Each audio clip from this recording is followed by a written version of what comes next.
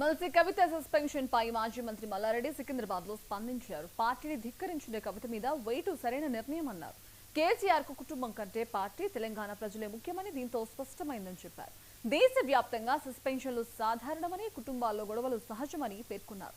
కాళేశ్వరం కేసులో సీబీఐ పేరుతో కేసీఆర్ ను ఇబ్బంది పెట్టడం తగదని, ఆయన నాయకత్వం తెలంగాణకు అదృష్టమని వ్యాఖ్యానించారు. పెద్ద ఇది యుగ పురుషుడు భారతదేశంలోనే.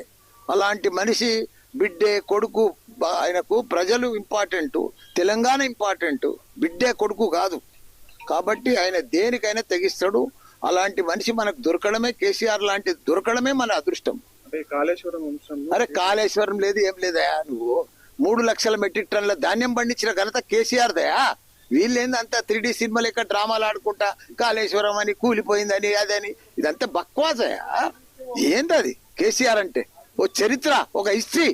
భారతదేశంలో తెలంగాణలో ఒక ఆదర్శ రాష్ట్రంగా తీసుకుపోయిండు.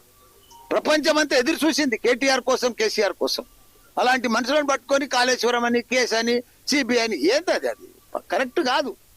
ఇట్లా చేస్తే ఈ సిబిఐలు, ఈ కేసులు, ఇవన్నీ కూడా ఆయన అద్రగణం చేస్తే ఏ సీఎం కూడా పనిచేయలేడు.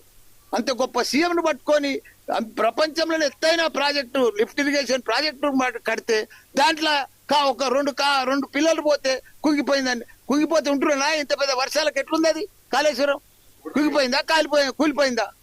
దాన్ని పట్టుకొని కాళేశ్వరం అనుకుంటా దాన్ని రకరకాల ఇబ్బంది పెట్టి ప్రజలకు నీళ్ళు ఇవ్వకుండా, అది చాలా బాధకరం. అరే అవుతుందా? ఎవరి కుటుంబంలో ఉంటాయి ప్రాబ్లమ్స్, వస్తాయి. ఏ ప్రాబ్లం ఎట్లరా? దేశమంతా వచ్చినాయి. దేశమంతా సస్పెండ్ చేయలేదా?